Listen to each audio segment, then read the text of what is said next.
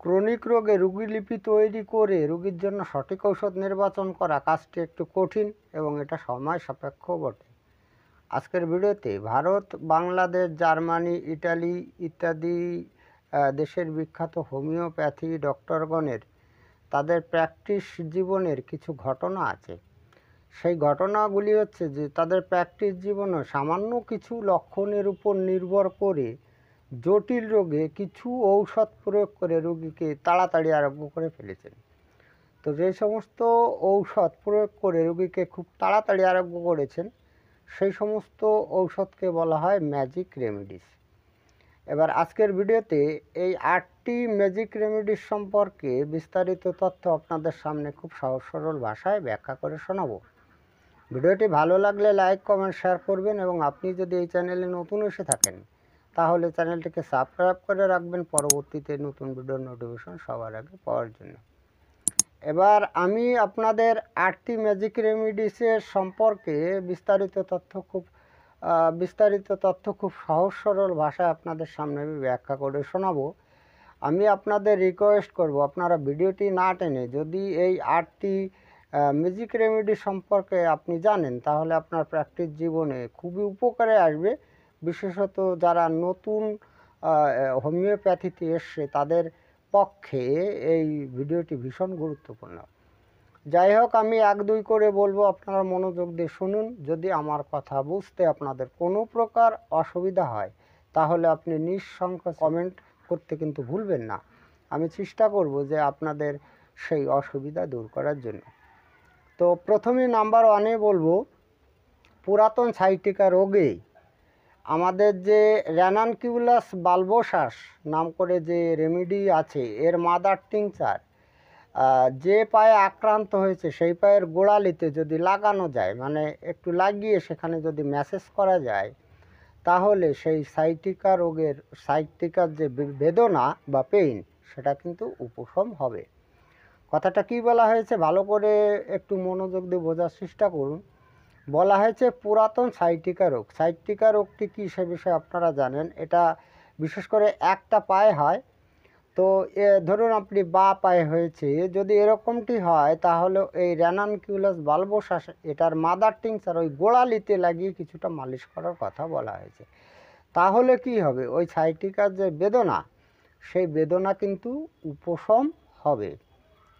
এবার আমি নাম্বার 2-তে বলি, পেশি বন্ধনীতে বেদনায় আমাদের রুটা গ্রাভিওলেন্স একেবারে অব্যর্থ ফল দেয়। এবার এই পেশিবন্ধনী কোথায় সেটা জানতে হবে। এই পেশিবন্ধনী বিশেষ করে আমাদের এই জয়েন্টের নিচের দিকে থাকে, যেমন এই যে হাতের এই যে এইখানে থাকে, তারপরে হাঁটু রয়েছে, হাঁটুর তলে দেশে থাকে, তারপরে এই বগলের নিচে থাকে। তো দুটো পেশি যেখানে জয়েন্ট হয় সেটাকে বলা হয় এরকম, দুটো পেশি যেখানে জয়েন্ট হয় সেই জায়গাটাকে বলা হয় পেশিবন্ধনী, ইংলিশে এটাকে বলা হয় টেন্ডন।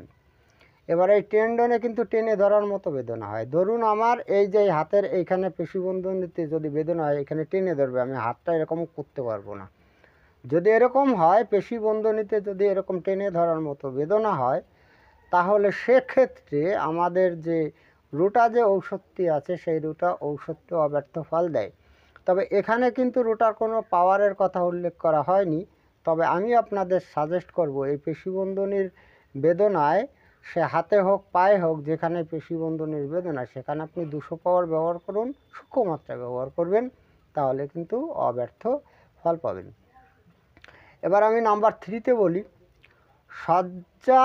শয্যামূত্র মানে কি, যারা রাত্রে যে সমস্ত বাচ্চারা বিছানায় প্রস্রাব করে, মানে ঘুমের মধ্যে প্রস্রাব করে, অনেক সময় কিন্তু বৃদ্ধ ব্যক্তিও কিন্তু ঘুমের ঘরে প্রস্রাব করে। তো শয্যামূত্রে আমাদের রেডিয়াম ব্রোমাটাম সংক্ষেপে এটার নাম বলা হয় রেডিয়াম ব্রোম।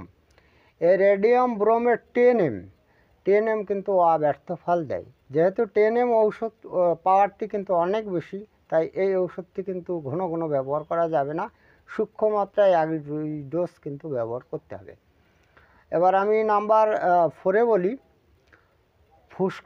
ফুসকাযুক্ত বিসর্প রোগে আমাদের রাস্টাক্স 1M একমাত্রাই অব্যর্থ।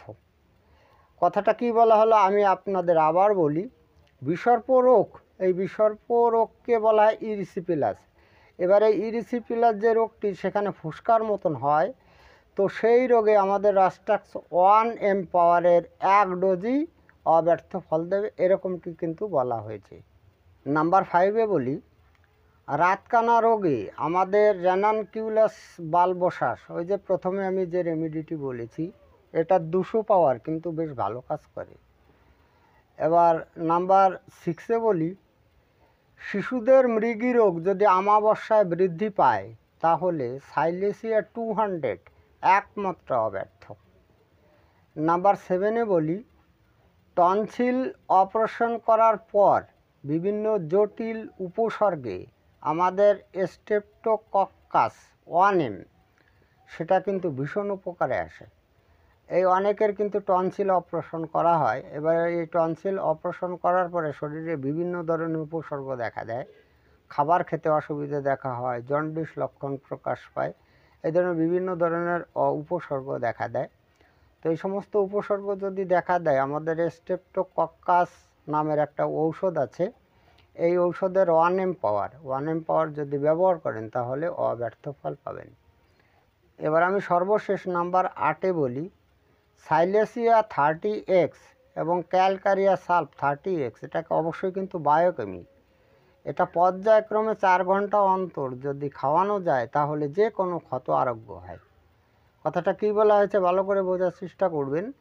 সাইলেসিয়া 30X এটা অবশ্যই বায়োকেমি, এবং ক্যালকারিয়া সালফ এটাও কিন্তু বায়োকেমির কথা বলা হয়েছে। এই দুটি ঔষধ পর্যায়ক্রমে, মানে একবার সাইলেসিয়া একবার ক্যালকারিয়া সালফ, এটা যদি পর্যায়ক্রমে খাওয়ানো হয় তাহলে যে কোনো ক্ষত আরোগ্য হবে, এটাই কিন্তু বলা হয়েছে।